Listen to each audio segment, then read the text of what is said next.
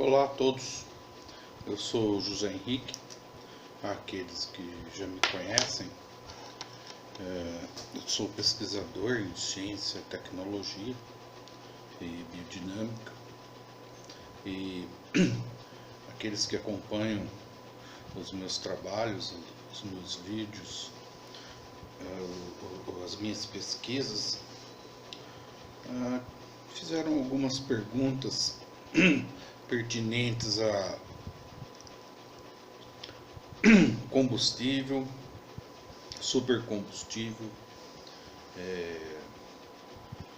qual é o combustível do futuro, né? É realmente uma coisa assim muito intrigante que eu vou comentar com vocês, porque além de falar sobre um supercombustível, eu vou estar falando com vocês também sobre um supercondutor, o que nós podemos definir como combustível. Nós vivemos num mundo tecnológico, que a tecnologia toda depende de combustíveis, sejam eles fósseis, atômicos, térmicos, enfim, os processos de conversores, né? Converte algum tipo de elemento em outro para tirar trabalho, né? Mas o futuro não é isso. No futuro não vai haver esses tipos de combustíveis, quer dizer, já não há, né? A partir do momento que nós estamos desenvolvendo, acreditamos numa ideia, ela já existe, pelo menos na minha concepção. Então, esses novos tipos de soluções para esses tipos de o que chamamos hoje de tecnologia dos combustíveis é uma coisa muito interessante no seguinte aspecto. Eu vou explicar para vocês. Um supercondutor, ele é um material, seja ele de que natureza ele for, na qual ele não sofre atrito. Um exemplo, um fio de cobre, o elétron se propaga nele e esse fio aquece ao longo desse trabalho, dessa dinâmica aí. Por quê? Porque está havendo perda de energia nesse caminho aí que o elétron está fazendo. Ele está colidindo com esses átomos, essas moléculas que estão ali do cobre, e está havendo um desperdício de energia. Por isso que ele não é um supercondutor, ele é um bom condutor, mas não é um supercondutor. Se ele fosse um supercondutor, não haveria atrito, né? Então entraria uma massa 1 de um lado e a uma certa distância, um certo percurso, sairia uma massa 1. A perda seria zero, então isso seria um supercondutor. Quando isso ocorre, o supercondutor também se comporta de uma maneira diferente aos cálculos que seguem as leis da física. O comportamento é totalmente diferente e mal compreendido, porque ele invade até a própria primeira lei da termodinâmica, né? Ele contradiz, né? Isso aí. Mas o fato é que a tecnologia avançou a tal ponto, né? Alguns pesquisadores trabalham em alguns projetos, assim como eu desenvolvo também alguns projetos, algumas ideias e alguns protótipos. A gente trabalha de todas as maneiras dentro do nosso campo de desenvolvimento científico, né? Na qual a gente busca certos tipos de materiais, e às vezes mais importante que o material é o conceito da ideia. Por quê? Porque o conceito da ideia, cara tem lá um clean, pô, vou fazer uma coisa assim, sabe? Fazer esse negócio redondo, por exemplo, né? Aí vai aos calculistas calcular o diâmetro disso aí, fazer isso ficar redondinho. Ele não precisa pensar em tudo isso. Ele só pensou na ideia do redondo. E isso gera um novo caminho. Ah, tá, então vamos inventar um negócio chamado roda, né? Que agora o cara vai pôr eixo, vai pôr num cavalo, num carro, isso aí é outra coisa. Ele não precisa pensar em tudo isso, ele apenas inventou a roda. Então muitos pesquisadores brasileiros, pesquisadores independentes assim como eu, trabalham também dentro dessa dinâmica, né? Por isso que muitas vezes não somos reconhecidos e mal compreendidos também. Quando não, nós fazemos por amor, fazemos pelo conhecimento, a dádiva da iluminação que nos foi dada, né? Não estou falando só de mim, estou falando dos pesquisadores independentes em geral, né? Porque às vezes eles vêm com um conceito, uma ideia, e chega um outro cara aí de uma universidade, um cara famoso, e pega a ideia dele, melhora, né? Bota um eixo lá e fala, ó, eu que inventei a roda. Ah, tá bom, por mim tudo bem, não faço questão de nada. O amor à humanidade e à ciência é incondicional para mim, né? Para nós pesquisadores. Né? O importante é buscarmos, independente de fazer lucro, dinheiro, isso e aquilo, o que é bom também, né? Mas em geral todo cientista morre pobre, né?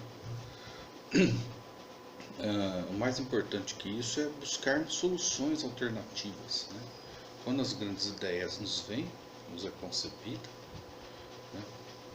Nós temos que explanar essa ideia, pôr ela em prática, difundir essa ideia, né? E esse é o propósito desse vídeo, né? Vou falar uma coisa extremamente grandiosa para vocês, uma coisa revolucionária, que vai mudar, né? Toda a concepção que a humanidade tem dentro do campo de energia, de novas tecnologias, né? O que está faltando realmente dentro da tecnologia, quase tudo já foi descoberto. O que estão fazendo agora é tentando encaixar todas essas ideias, né? Tudo isso que foi descoberto.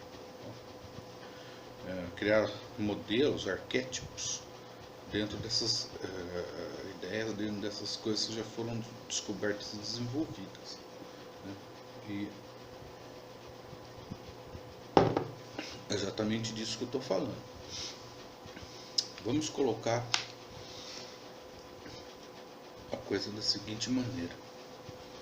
Vamos falar inicialmente de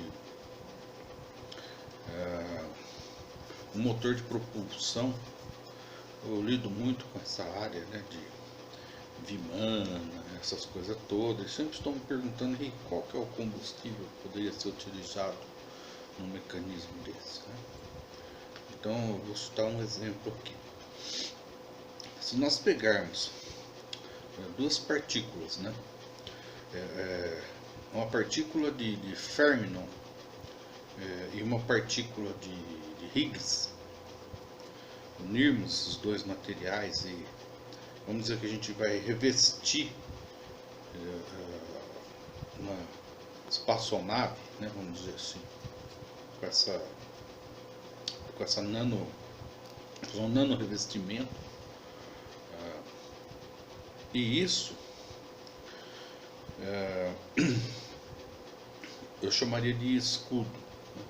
Vamos dizer que você não precisa nem revestir uma nave, você faz um escudo na frente dela, um pequeno escudo revestido, né, dessa partícula FR aí, vamos chamar assim, seria Fermion com Higgs, né? Esse escudo ele tem condições de se locomover dentro de um superfluido.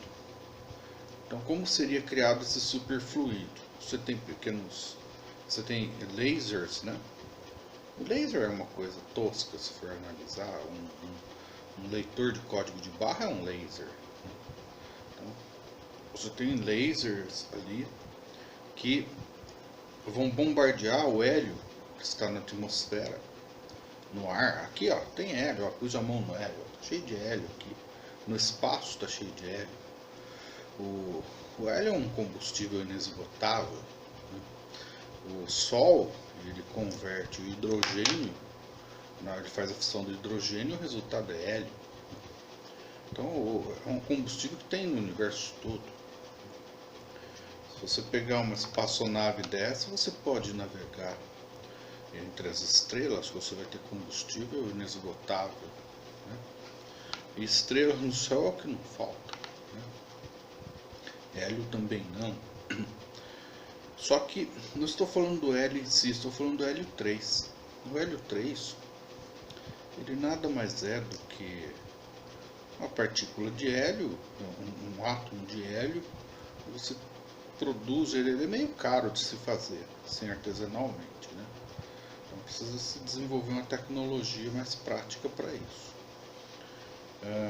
Você tira um próton dele e ele se torna o hélio 3, né? Esse se torna uma partícula muito densa e esse escudo de Fermi-Higgs, esse escudo, vamos chamar de escudo FR, né? Ele consegue, como ele está na ponta de uma espaçonave, né, supostamente falando, existe toda uma pressão atmosférica comprimindo todo esse material aqui. Então, no momento que você cria, né, esse supercondutor, esse superfluido de hélio 3, o que a pressão faz? Ela empurra ele para dentro desse hélio. Porque o que acontece? Partículas de FR e hélio, eles têm um comportamento singular. Não existe atrito, eles são supercondutores. A partícula de FR, um bastão, uma espaçonave, seja lá o material que for, quando ele está dentro desse fluido, o atrito é zero.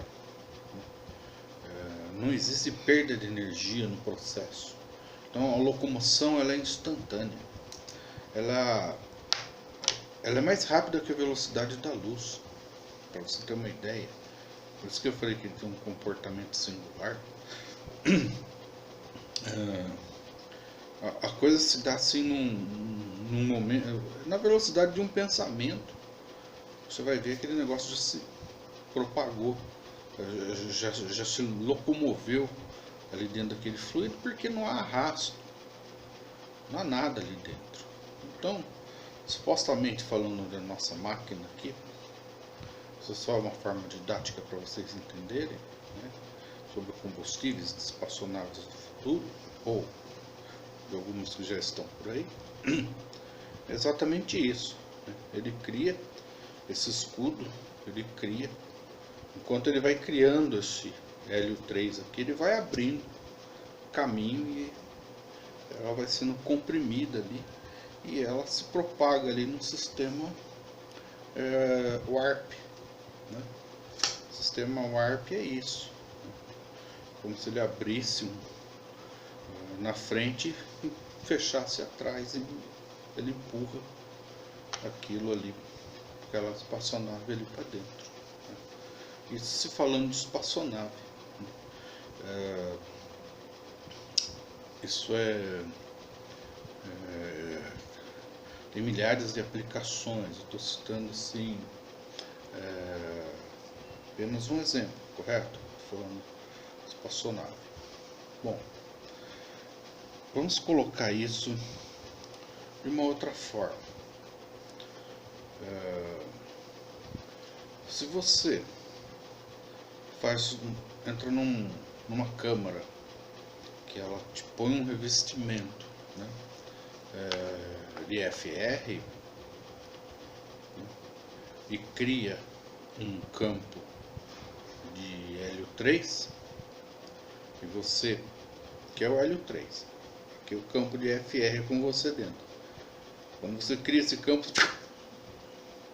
você entra ali dentro, você desliga aquela máquina, desliga aquele, quem manda nisso é o hélio, né? Você desliga o hélio, pá, você volta a ser o que era. Então, do que nós estamos falando?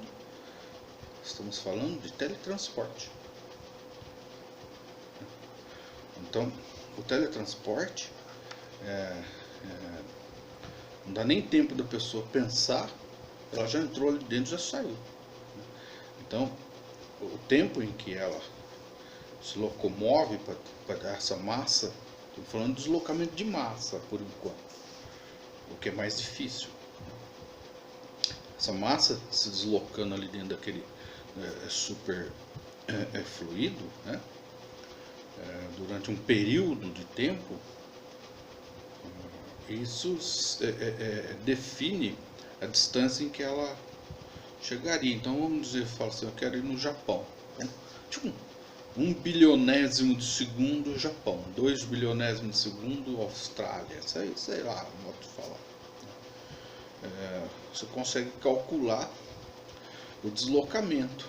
Ele não dá nem tempo da massa se desfazer, né? Porque a coisa é muito rápida. Eu estou falando de um supercondutor, né? Isso é um combustível, né? É verdadeiro, né? É um superfluido onde a massa consegue entrar ali e se locomover ali dentro instantaneamente. Quando eu digo instantaneamente, é instantaneamente mesmo. Seria o mesmo que eu falar assim, eu entrei aqui, em 2 segundos eu estou em Alpha Centauro, em Andrômeda, em outra galáxia. Porque não existe esse tempo, esse espaço. É uma coisa totalmente quântica mesmo. E ao mesmo tempo é uma coisa totalmente mecânica. O comportamento desses materiais, quer dizer, não é uma coisa tão... é uma coisa bem tangível, né? Não é uma tecnologia tão distante de ser realizada, né? Existe esse meio de se fazer quando se conhece o conceito da ideia, né? Que é o que eu estou trazendo para vocês, exatamente essa informação. Vamos falar diferente. Nós falamos até agora de deslocamento de massa, né? Vamos falar de deslocamento de outro tipo de massa. Vamos dizer que você tem uma ampola, você tem 2 cones. Os 2 cones estão quase interligados entre si. E dentro dessa ampola hermeticamente fechada tem algumas gotas de água. No cone de cima você tem uma pontinha feita de um material composto de Fermionen e Higgs. E na pontinha de baixo você tem uma composição de hélio 3. Então, que essa gotinha de água se desloca da pontinha de um cone para o outro, tchum, com que ela cai ali, a rapidez com que ela vai fluir lá para dentro é tamanha que pode ser que nesse período que ela está entrando ali, essa partícula de água se decomponha. Ele vai se decompor o elemento hidrogênio, né? Então vai ocorrer uma fissão de hidrogênio. E isso vai gerar luz e calor. Então, uma gota de água, se ela se recombinar dentro desse frasco hermético, estou falando de uma maneira, uma suposição, você teria um reator de hidrogênio gerando energia, luz, calor, né? por anos e anos e anos. Uma gota de água conseguiria sustentar cidades, né?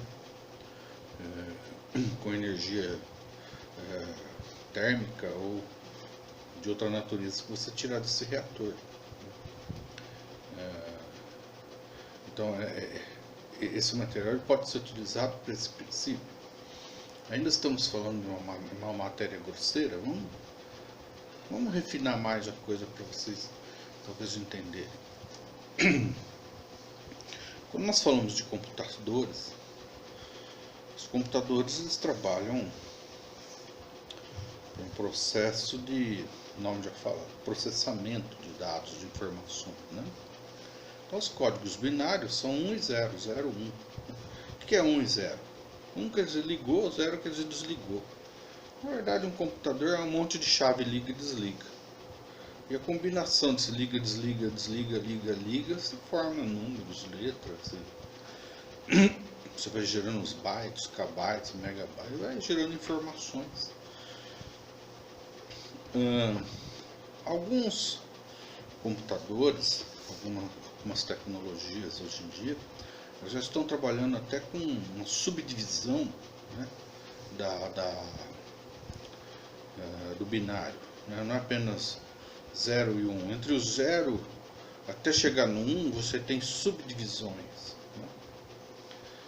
Aí chega no 1, 0, quase 1, quase 1, né?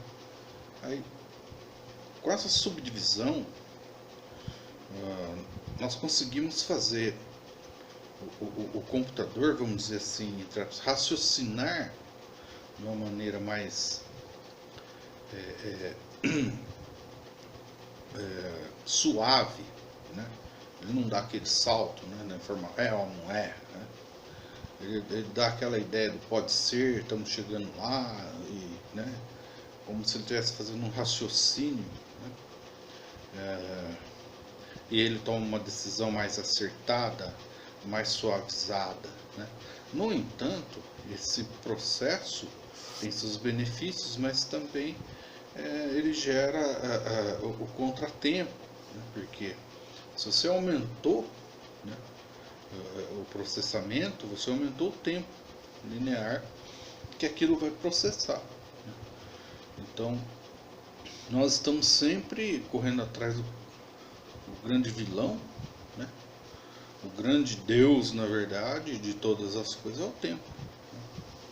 Então, nós estamos correndo contra o tempo aí no processamento de informações, né? Você melhora de um lado, você ganha de um lado, mas você perde do outro. E agora vamos voltar ao assunto do material FR dentro de um superfluido de hélio 3. Se nós criarmos, né, eu vou falar de maneira que já está criado para facilitar o entendimento. Então nós vamos fazer um transistor lá, um circuito integrado, vamos dizer assim, na qual ele não trabalha no processo de um circuito integrado que tem hoje em dia de silício, aquela coisa toda. Ele é diferente. Ele é um RF, um FR dentro de um fluido de hélio 3. Então ele tem lá uma placa de FR, Fermi Partículas Ricas, e ele está suspenso sobre o hélio 3. E ali você joga um pacote de informações binárias, né, de elétrons, né, joga dentro ali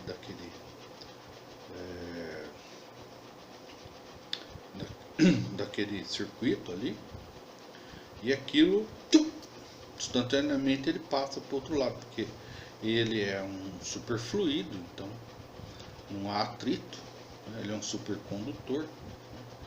Então digamos que nós estamos rastreando o genoma humano, né? tempo que nós levaríamos para rastrear 5, 6 anos para processar toda a informação, ali você faz num nanômetro de segundo. Por quê? Porque basicamente quando você acaba de fazer a pergunta, a resposta já está pronta. Você acabou de definir a questão da formulação do que você quer, né? A resposta já basicamente já existe, porque não há nem esse tempo, não há de tão rápido que é como um processo de pensamento. Você está dirigindo um carro e você vai fazer uma curva para a direita, né? Vamos dizer assim. Quando você vai curvar o carro para a direita, antes de você curvar o carro, você já tinha definido que você já ia fazer a curva. Na sua mente você já tinha pré-estabelecido o curso. Então, de tão rápido que é o processo, nós nos damos conta de que o cérebro nosso também trabalha dentro dessa dinâmica, né? E esse superfluido, esse supercombustível, vamos dizer assim, ele trabalha assim também. E não só, são milhares e milhares de aplicações. Vamos dizer que dentro da área da medicina, hoje a pessoa vai fazer uma lipoaspiração, ela põe uma mangueira lá e chupa aquela gordura toda para fora, tudo dentro de um vidro, traz mangueira, aquela coisa, né, basicamente primitiva, vamos dizer assim, né? Mas se você fizer um bisturi, né, de EFR, no que você encosta ali no nódulo de gordura ali, tchum, aquela gordura ela é puxada para dentro daquele. Você joga isso lá para Via Láctea, os confins do espaço, sabe, sei lá onde você vai dispensar essa gordura aí. Ou você simplesmente decompõe ela, né? Lógico que isso é uma piada. Você vai arrumar um jeito de se livrar desse material aí sem o uso dessas mangueiras, essas coisas todas, né? Você vai fazer extração de um tumor, de alguma coisa, você cauteriza aquilo já deixa de existir. Por quê? Porque o que você tem em mãos, né? Olha a seriedade do que eu estou falando, né? Torcer para essa tecnologia sempre estar em boas mãos, né? Porque sempre existem os malzinhos, né, no mundo, né? São aqueles seres de baixa espiritualidade que já não vão fazer um uso benéfico, né? Nós estamos falando de uma tecnologia que na verdade você está criando pequenos buracos negros. Tem um vídeo meu que é muito importante, quem não viu ainda, né, assistir esse vídeo todo, um vídeo bem longo, ele é um pouco cansativo, mas não tem outra maneira de se compreender, né, não sei assistindo ele todo, né. Nesse vídeo, né, eu falo do pulso de Henrique, uma nova tecnologia, uma nova energia, uma coisa assim. Se vocês assistirem esse vídeo, vocês vão ver que a teoria do pulso ela está bem em conformidade com o que eu estou explicando tudo agora para vocês. Eles funcionam dentro daquela dinâmica. É bom assistir esse vídeo porque vocês vão entender os detalhes da construção dessa tecnologia que eu estou citando agora para vocês. Vocês vão conseguir fechar um pouco melhor a ideia, as informações, né? Ter algo realmente palpável para entender alguns princípios, algumas dinâmicas de comportamento, né, na qual atua essa nova tecnologia. É uma tecnologia muito inovadora, né? As pessoas não estão acostumadas ainda, elas estão ainda acendendo palito de fósforos, né? Não estão acostumados, né, com coisas tão avançadas assim. Bom, por que eu estava falando de pequenos buracos negros? Porque é basicamente isso que está ocorrendo num buraco negro. Então, muitos pesquisadores perguntam, pô, de onde vem a matéria? Ou, para onde vai a matéria? São duas perguntas, né? Ela vem do mesmo lugar para onde ela vai. Então, é isso que eu quero dizer. É uma via de duas mãos. Assim como você, através desse processo, você manda a matéria para um determinado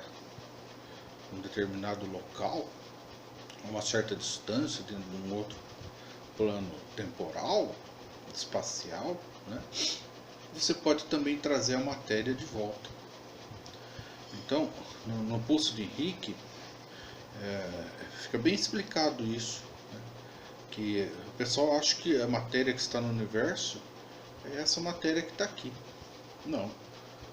Eu já consigo demonstrar, através da minha tese, do pulso, de que a matéria ela está sendo absorvida a todo instante, dadas as velocidades em que elas se penetram dentro desses superfluidos, né? Temporalmente ela deixa de existir dentro desse plano, mas ela está inteirinha lá dentro do outro plano. E ela tem a mão contrária na qual ela volta também. Então a matéria ela tanto se desfaz quanto ela volta. É como se ela entrasse num buraco negro. É como se fosse um escudo de FR, como um buraco negro. O que chega ali ele absorve instantaneamente. E ele pode soltar aquilo também instantaneamente. Da mesma maneira que ele absorveu, se ele deixar de atuar dentro do superfluido, se o superfluido não existir, né? O nosso superfluido aqui é o hélio 3. Né? A minha proposta para vocês construírem esse material é o hélio 3. Já isso a nível astronômico, o superfluido lá é a matéria escura, né? Que também não está muito longe de ser um hélio 3, né? Mas não vamos entrar nesse detalhe para a coisa não ficar muito extensa. Então, pessoal, resumindo, tá? As informações que eu queria passar para complementar as minhas edições, os trabalhos que eu tenho postado para vocês aí. É isso, deixem seus comentários e suas críticas, eu não faço questão.